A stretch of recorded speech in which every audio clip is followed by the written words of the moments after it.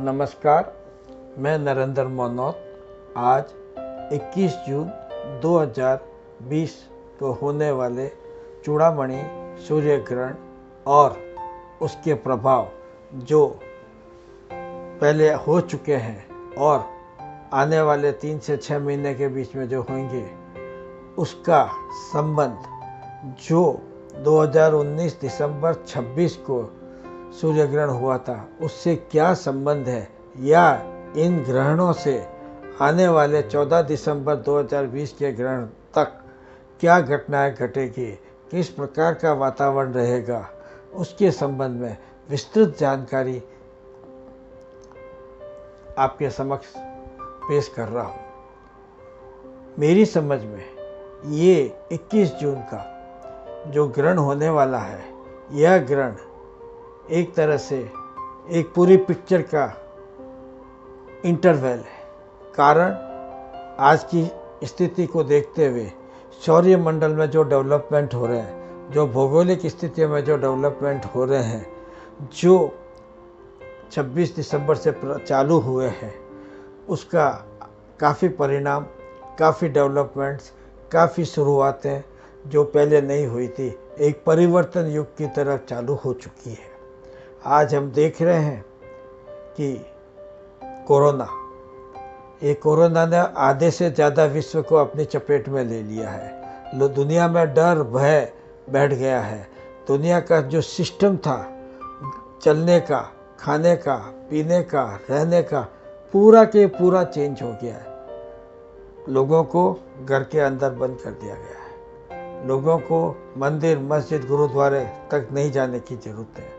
लोगों को अपना सिस्टम, अपना रहन सहन का नियम सब कुछ बदलना पड़ा है। इस प्रकार का लॉकडाउन 1920 के बाद पहली बार हम आज देख रहे हैं। इससे अगर आगे बढ़ते हैं, कई राजनीतिक उथल पुथल हो चुकी है, कई सत्ता संघर्ष चल रहे हैं, कई बड़े बड़े नेताओं के खिलाफ षड्यंत्र रचे जा रहे हैं। देश की कई सीमाओं से के ऊपर अशांति पैदा हो गई है। कोई विकासवादी और कोई विनाशवादी अर्थव्यवस्था की तरफ बढ़ रहे हैं। पूरे विश्व की अर्थव्यवस्था डावाडोल हो चुकी है। आज बड़े राष्ट्र, बड़े संगठन सब अपने पुराने संगठनों से टूट के कागार पर है। जनता में असंतोष व्याप्त है। आपने देखा होगा कि मई के बाद में या 1 महीना और पहले अप्रैल से आप देख रहे हैं कि शनि से प्रभावित जनता की क्या स्थिति बनी है। लोग हजारों किलोमीटर पैदल गए, साइकिल पे गए। यह ऐसी घटनाएं 40-50 साल में आपको कभी देखने को नहीं मिली। प्राकृतिक आपदाएं तो काफ़ी आई थी, पर इसका परिणाम ये नहीं था। परंतु ये अंत नहीं है, ये एक शुरुआत है। इस शुरुआत के बाद क्या होने वाला है, कैसे चलेगा, ये देखने की बात है। आज मंदिर, मस्जिद, गुरुद्वारे सब बंद है। आज हम जाके अपने आराध्य की पूजा तक नहीं कर सकते, हम उनको फूल तक नहीं चढ़ा सकते। ये क्या है? न्याय प्रणाली को देखो, वो खामोश होकर मूक दर्शक की तरह बैठे देख रहे हैं। ऐसा क्यों? जनता तकलीफ पा रही है। तकलीफ पाने के बाद में उसकी तरफ सॉल्यूशन हो रहा है। ये समझ के बाहर की बात है। कोरोना आज इतना फैल गया है और अब हम कोरोना से कैसे बचे उसके उपाय कर रहे हैं। तो ये जो कुछ भी हुआ है, ये एक विचित्र घटना है। इतिहास के पन्ने में ये इस घटना को बहुत ही अलग ढंग से लिखा जाएगा। अब हमें क्या देखना है? हम ये देखना चाहते हैं कि वास्तव में 26 दिसंबर 2019 को जो सूर्य ग्रहण हुआ था, उसने क्या मैसेज दिया था और क्या हम उस मैसेज को समझ पाए।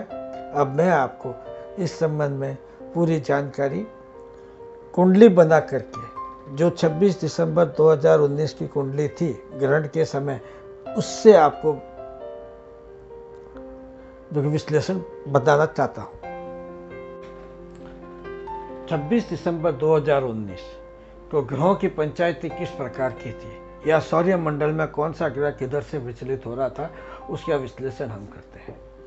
उस समय लगन 9 नंबर था, धनु राशि थी। उस धनु राशि के अंदर 5 ग्रह एक साथ जमा हो गए। जब 3 से ज़्यादा ग्रह किसी घर में बैठते हैं तो एक विशेष प्रकार की पंचायती होती है। जैसा आप स्वयं देखते हैं कि जहाँ 2, 4, 5 आदमी बैठ जाएंगे तो पंचायती कई तरह की होगी। अब यहाँ क्या हुआ, आप देखिए, सूर्य यहाँ बैठे हैं, बुध यहाँ बैठे हैं, चंद्रमा यहाँ बैठे हैं, शनि यहाँ बैठे हैं, गुरु यहाँ बैठे हैं और केतु यहाँ बैठे हैं। अब ये 6 ग्रह मिलकर के पंचायती चालू की। अब क्या पंचायती चालू की इन्होंने कि किस ढंग से आगे का रास्ता बनेगा। इन 5 ग्रहों ने सूर्य, चंद्र, गुरु, शनि और बुध, इसमें से जो बुध और गुरु अस्त भी थे, इन्होंने केतु जो कि मूला नक्षत्र में था, जो शिव की पत्नी पार्वती को रिप्रेजेंट करते हैं, उनको एक आदेश दिया कि सब शिव अभी रुद्र रूप में है जो कि आद्रा नक्षत्र के अंदर है, तो पृथ्वी लोक के ऊपर जो कुछ हो रहा है उसका विचरण किया जाए। तो एक तरह से समझा जाए तो केतु ने राहु को सब ग्रहों की राय पहुंचाई। अब जब राहु के अंदर ये राय आई तो यहाँ से कोरोना दुनिया में फैलना चालू हुआ, क्योंकि वो रुद्र रूप धारण कर चुका था। और रुद्र रूप धारण करके कई तरह की जनता, ऊपर से लेकर नीचे तक, अरबोपति खरबोपति से लेकर एक मजदूर तक को समझने के अंदर शिव अपना तीसरा नेत्र खोल चुके थे। इस पूरे के अंदर क्या हुआ, कोरोना जैसी महामारी आई।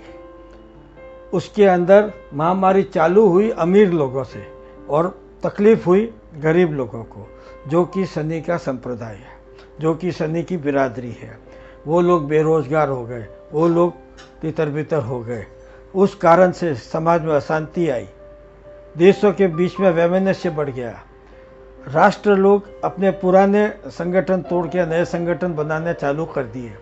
उस सब का नतीजा क्या हुआ कि दुनिया भर में, विश्व भर में आर्थिक परिस्थिति डावाडोल हो चुकी थी। अब ये ग्रहण ने तो यहाँ पर इसको आदेश दे दिया। अब इसके अंदर एक और विशेष बात थी, मंगल का राहु से जो अंगारक योग होता है वो भी षडाष्टक योग था।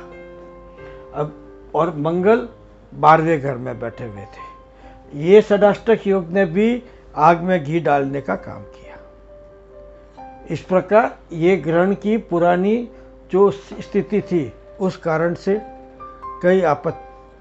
कई प्राकृतिक आपदाएं हुई, बेमौसम बरसातें हुई, समुद्र में तूफान आए, राजनीतिक लोगों के अंदर मतभेद पैदा हुए, न्यायपालिका खामोश मूक दर्शन बैठ कर के अन्याय और अत्याचार देखती रही। इन सब परिस्थितियों का कारण क्या था कि अप्रैल के बाद शनि और गुरु नज़दीक आने लग गए थे। जब गुरु और शनि नज़दीक आते हैं या एक ही राशि में बैठते हैं या एक ही नक्षत्र में बैठते हैं तो उसके अंदर जनता को कष्ट होता ही है। और ये शुरुआत वहाँ से चालू हो चुकी थी। अभी तक तो ये सूक्ष्म योग मिलकर के एक बड़ा परिप्रेक्ष्य तैयार किया है। अब हम आते हैं 21 जून पर, 21 जून 2020। अब इससे बिल्कुल उलट स्थिति है। मैं आपको उसके बारे में कुंडली का विश्लेषण बताता हूँ।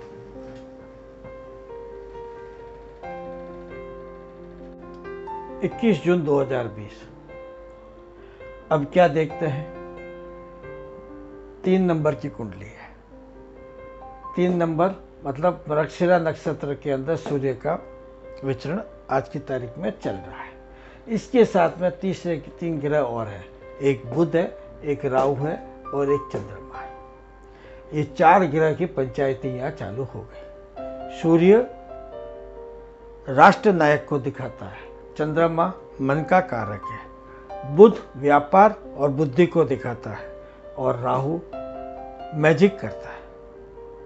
आज राहु ने क्या किया, आद्रा नक्षत्र से चेंज होकर मृगशिरा नक्षत्र में आ गया, जो कि मंगल का मंगल जिसका स्वामी है। आज की कंडीशंस के अंदर बुध, राहु, शुक्र, केतु, शनि और गुरु, ये 6 ग्रह वक्री है। 6 ग्रह वक्री होकर के उल्टी चाल चल रहे हैं और उस उल्टी चाल के अंदर ऐसा आभास हो रहा है कि वो पीछे जो घटनाएं घटी उसकी तरफ ध्यान दे रहे हैं। उसकी तरफ क्या ध्यान दे रहे हैं कि पीछे क्या गुजरा और आगे क्या करना है, क्या सही था और क्या गलत था।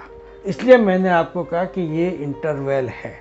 ये इंटरवल के अंदर या पंचायती ग्रहों की ये डिसाइड करेगी कि आने वाले समय में पिछले अगले 4-6 महीनों में क्या क्या घटनाएं होने की संभावनाएं हैं। अब हम देखते हैं कि शनि और गुरु की तीसरी दृष्टि मंगल के ऊपर है। शनि गरीब जनता का धाक है, गुरु ज्ञान का देवता है जो वक्र चल रहे हैं और नीच घर में बैठे हुए हैं, नीच स्थिति में है। उनकी दृष्टि मंगल से चल रही है, जो मंगल से उनकी दृष्टि अच्छी नहीं है। शनि मंगल की चौथी दृष्टि राहु पे पड़ रही है। फिर अंगारक योग, एक अंगारक योग यहाँ था, एक अंगारक योग यहाँ है।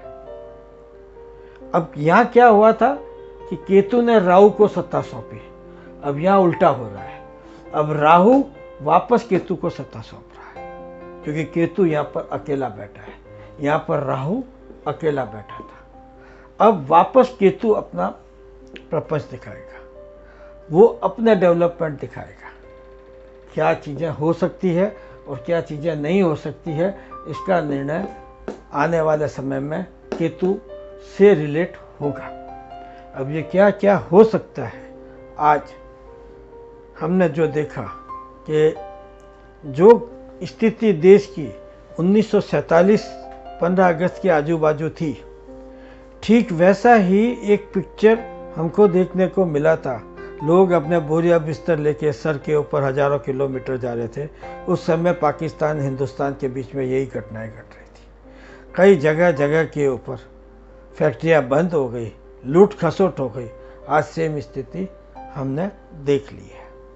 कई राष्ट्र कोरोना के कारण या आर्थिक मंदी के कारण अपनी गलतियों को छिपाने के लिए, अपने आचरण को छिपाने के लिए सीमाओं के ऊपर टेंशन पैदा कर रहे हैं, सीमाओं के ऊपर फौजों का जमावड़ा कर रहे हैं।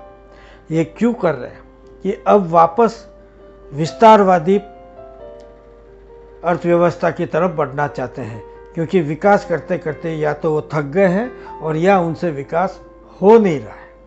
इसलिए अब वो परिवर्तन युग का वापस चालू हो गया। इस परिवर्तन युग में आगे क्या क्या संभावनाएं हैं, जिसका मैं विश्लेषण आपको भारत देश का 74वां स्वतंत्रता दिवस 15 अगस्त 2020 की कुंडली, गणतंत्र दिवस 26 जनवरी 2020 की कुंडली, राहु और केतु जो 23 तारीख को राशि परिवर्तन कर रहे हैं उस कुंडली, इन सब का एक अलग से विश्लेषण करके आपके सामने फैक्ट्स बहुत जल्दी दूसरे वीडियो में देने वाला हूँ। पर जो जो संभावनाएं हैं वो ऐसा लग रहा है कि 5 जून को जो चंद्र ग्रहण हुआ था और 5 जुलाई को जो चंद्र ग्रहण वापस होने वाला है, इस पूरे महीने के अंदर जो चीज़ नहीं सोची थी ना वो चीज़ होके रहेगी। और उसका एक नमूना हमने हमारे चीनी बॉर्डर पे देखा है। हमने बढ़ता हुआ आतंकवाद कश्मीर में देखा है। हमने बढ़ते हुए कोरोना के केसेज देख रहे हैं। वो आज 3-4 5 गुना हो गए हैं। स्थिति संभल नहीं रही है। ऐसी घटनाएं। दूसरा, अभी तक हमने भूकंप, प्राकृतिक आपदाएं जो बहुत सूक्ष्म कैरेक्टर पे देखी है, परंतु आने वाले समय में जुलाई और अगस्त के मध्य, मैं नेक्स्ट वीडियो में आपको तारीखें बताऊंगा, उसके अंदर ये घटनाएं हमारे हिमालय क्षेत्र के अंदर हो सकती है या होने वाली है और उससे बहुत बड़ा विनाश होने की संभावना है। आगे हिंद महासागर के अंदर तूफान उठने वाला है। जिस मानसून के लिए सब लोग कहते थे कि इस साल मानसून बहुत अच्छा होगा, मानसून असामान्य है। कहीं पर ज़्यादा बरसात और कहीं पर कम बरसात। आने वाले 27 तारीख से ऐसी संभावना है कि फिर एक तूफान आएगा या हवा के साथ तूफान आएगा और फिर मानसून की पकड़ होगी। परंतु इस मानसून से कहीं ज़्यादा फसल होगी और कहीं कम फसल होगी। जहाँ ज़्यादा फसल दिखेगी वहाँ लोग कहेंगे फसल बहुत है, खुशी मनाएंगे, पर जब खुद फसल काट करके निकालने जाएंगे तो ऐसा लगेगा कि इसमें दाना है ही नहीं।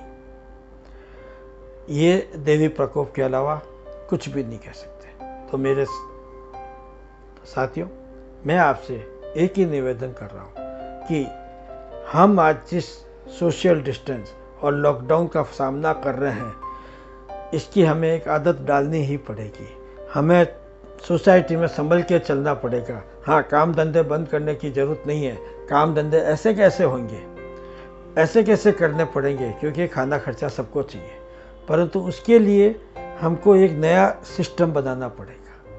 हमें लोगों से कैसे मिलना है, कैसे बात करनी है, कैसे चीज़, क्योंकि ये सारी घटनाएं जो है वो अभी बहुत लंबे टाइम तक चलेगी। बहुत संभावना है कि हमारे भारत को चाइना से लेके पाकिस्तान तक कई फ्रंट के ऊपर झगड़ा करना पड़े, लड़ाई लड़नी पड़े। बहुत बड़ी संभावना है कि पाकिस्तान के 2-4 टुकड़े हो जाए। बहुत ज़्यादा संभावनाएं हैं हमारा नेपाल से संबंध विच्छेद हो जाए।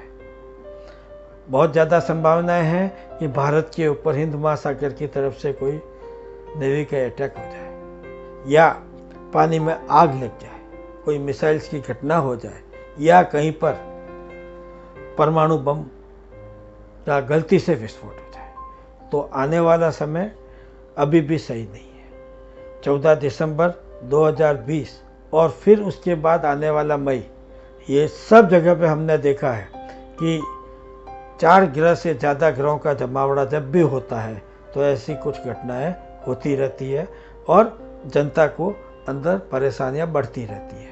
तो साहब, मेरा आपसे निवेदन है कि आप जिस स्थिति में आज है उसी स्थिति में अपने को आने वाले कुछ समय तक संभाल के रखें और स्वस्थ रहें, पूरी केयर करें।